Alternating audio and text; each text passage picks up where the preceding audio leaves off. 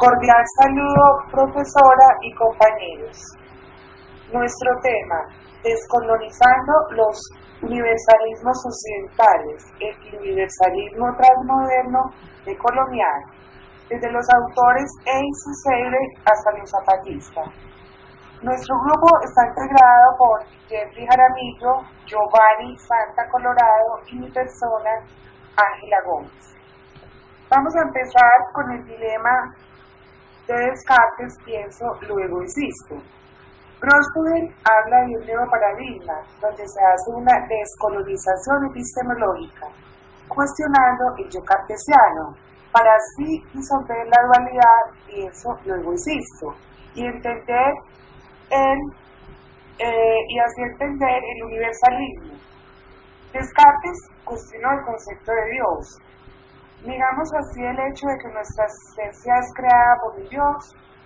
Esta filosofía cartesiana y racionalista mata el universalismo, la diversidad, la alteridad, porque está poniendo al yo como algo prioritario y nos hace cuestionar la existencia de Dios, el mismo postulado. Debemos pues cuestionar entonces qué tiene mayor prioridad, si el pensar o el existir, porque no puedo pensar sin existir. Y podríamos decir que si alteramos la frase de Descartes, existo porque pienso, y decirla existo porque pienso, no le daríamos así un valor más ontológico y menos racional a la existencia. En la siguiente diapositiva, y retomando obviamente el postulado cartesiano, vemos que se crea la egopolítica del conocimiento y se genera el eurocentrismo, el solicismo del yo, que no tiene en cuenta la diversidad y los pluriversos. ¿Por qué? Porque el yo ya se centra como lo más prioritario. Es entonces en este aspecto que deberíamos hablar de la híbrida del punto cero que menciona Santiago Castro, donde él dice que el punto cero es un punto neutral, donde la persona debe ver el mundo de una forma natural, sin prejuicios, para empezar a descolonizar el mito y las cosmogonías precedentes a la modernidad. Algo así como empleó Descartes en la duda metónica, empezar a ver el mundo distinto para empezarlo a crear y empezar a entender el proceso histórico, excluyendo el ego elitista europeo y creando así un ego descolonizador que produce la verdad desde sí mismo y desde una epistemología de la neutralidad, que es lo que pretende la híbrida del punto cero. Bueno, cuarta diapositiva. Ok, gracias compañera Ángela. Aquí en esta diapositiva yo quiero compartir algo rápidamente con respecto a Latinoamérica, que según lo que dice el autor, que debe crear una epistemología desde sí misma, una geopolítica desde los problemas vividos en Occidente y no desde los problemas vividos en Europa. Que esto es lo que el autor nos está comunicando o nos están dando esta información, de que nosotros ya tenemos que tener nuestra propia identidad, nuestra propia cultura para que podamos aportar nuestros pensamientos o lo que pensamos, como en este caso pues en la parte política. El yo cartesiano se creó cuando Descartes pensó su yo desde la opulencia de Holanda, porque en esas épocas decía que Holanda era el centro del conocimiento y desplazó a algunos de los países de Europa Sur porque decían que esos habitantes de la Europa Sur o de la zona sur se consideran como seres inferiores. Ya sean racistas, sexistas, entre otros, sin tener en cuenta que existían otras culturas. La modernidad fue creada a partir de un hecho particular. Por otra parte, si retomamos el pensamiento kantiano, es necesario darnos cuenta que las categorías a priori, espacio y tiempo, probablemente pueden ser a posteriori, pero en uno u otro caso, dichas categorías kantianas estaban también afectadas por el inflado ego alemán kantiano, que no reconoció que existían más razas que por el hecho de no ser reconocidas no eran inferiores. Eso ya más adelante con los otros autores, como el caso de Hegel y Marx, ya le fueron dando como digamos un cambio a esos dichos pensamientos desde Kant, como para hacerlas ya, digamos, un poco más expansibles o un poco más claras, pues por el hecho de que como ya todo se concentraba desde Europa, entonces como tratar de que tuviera o que se pusiera, como se dice, innovar más esos tipos de pensamientos. Por otro lado, hay que cuestionar si las categorías kantianas de tiempo y espacio probablemente no sean a priori cuando existen el movimiento de un pensamiento racional. Que aquí en esta siguiente diapositiva, ya metiéndonos un poco pues ya con Hegel, dice que los conceptos de espacio y tiempo kantianos estuvieron afectados por una geopolítica elitista, burguesa, y siendo estos a priori como Kant lo postuló. Eran de todas formas postulados subjetivos a Kant. Lo mismo que la razón trascendental fue la creación de un ego europeo racista, machista y chauvinista. Que eso era lo que yo estaba comentando en la diapositiva anterior. Que toda la zona sur eran inferiores, que los que eran superiores estaban concentrados en el centro de conocimiento, que era en ese caso Holanda en esa época. Afortunadamente Hegel supera el dualismo cartesiano, el trascendentalismo y el espíritu absoluto kantiano a reafirmar la dialéctica como mediadora del conocimiento en sus cambios para llegar a una síntesis. Mire que ya Hegel ya le dio un poco más de transformación a esas teorías. El espíritu absoluto kantiano, entendido como civilización según Grossfogel, se debe relativizar en el proceso descolonizador. Este último es importante en la medida que salimos del particularismo y nos vamos dirigiendo al universalismo, a la transmodernidad, o sea, más allá de la modernidad, siendo este el proceso más adecuado de superar el eurocentrismo. Entonces mire que lo que yo decía ahora, ya estos últimos autores, Hegel y Marx, ya le fueron haciéndole transformaciones, y ya como este último, ya el caso de Marx, fue que ya le puso ya en la parte de la economía política. Le dejo la palabra a mi compañero Giovanni. Muchas gracias, Jeffrey. Hablemos ahora un poco del descolonialismo.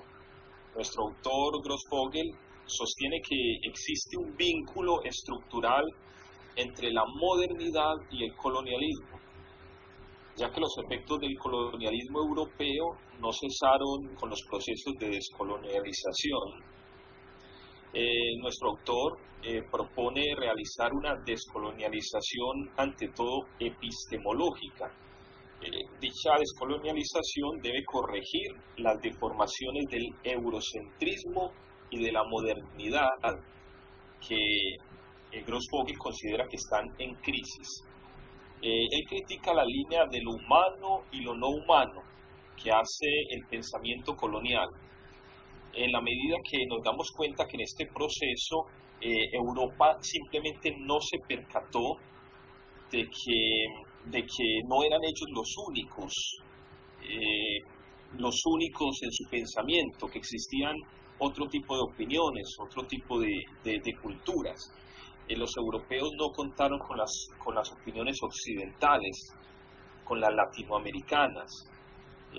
Dichos puntos de vista no fueron tomados en cuenta, no fueron valorados. Los occidentales obviamente no supieron defender sus ideas, se dejaron dominar y se dejaron imponer un imperialismo europeo. Consideramos pues que es relativo ya el hecho de saber dónde comenzó realmente la modernidad y dónde empezó la descolonialidad, porque sin modernidad no hay colonialidad, ambos van de la mano, ya que el proceso histórico es lineal y en la medida que el pasado genera los cambios del futuro. Hay una cosa muy importante que dice nuestro autor Grossfogel, y es que él dice que hay 5 países que le han dado la cultura al mundo, 4 países europeos, incluimos allí también a un quinto a Estados Unidos. Estos países son Italia, Francia, Inglaterra, Alemania e incluimos a Estados Unidos.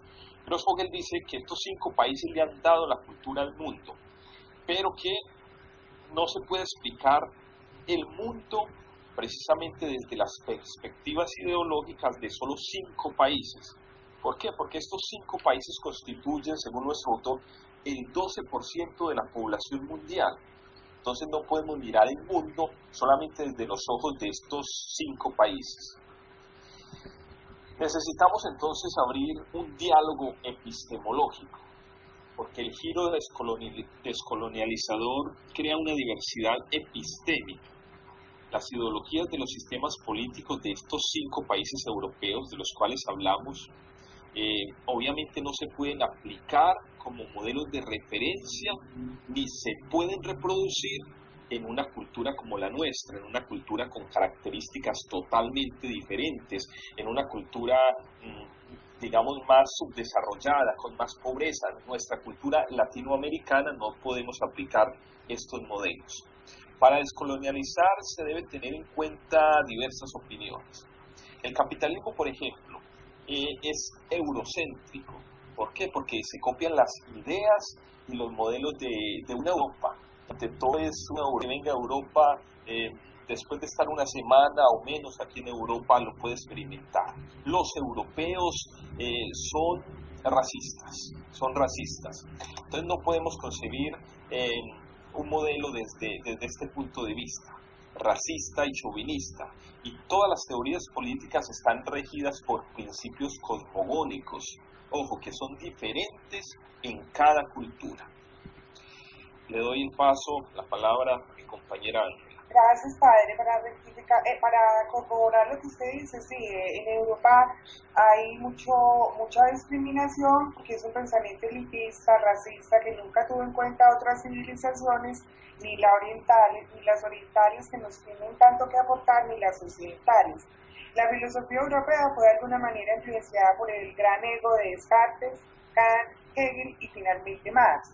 Si queremos entonces destruir el eurocentrismo y recuperar nuestras ideologías latinoamericanas, no podemos hacerlo usando las mismas categorías del capitalismo burgués europeo. Por eso no podemos, según Grossfogel, destruir el capitalismo desde el capitalismo, ya que es prioritario cambiar la cartografía del poder y la política. Se debe entonces descolonizar la ideología capitalista y lo más importante es redefinir un proceso histórico. Jeffrey, adelante. Gracias, compañera Ángela. Ya rápidamente para ir terminando y voy a retomar un poco la parte de Latinoamérica, porque ahí donde está, digamos, como hay más concentración de los indígenas, que dice que los mismos indígenas son conscientes del proceso descolonizador, por eso estos últimos luchan por defender su cultura, como en el caso, por ejemplo, de este autor o el político Aimé Césarien, que fue un político de la isla Martinica, que inclusive esa dicha isla Martinica, eso fue, digamos, colonizado por los franceses, y lo que querían los franceses era que esa comunidad, la comunidad negra, se acostumbraran o se acoplaran a la cultura que ofrecían los franceses.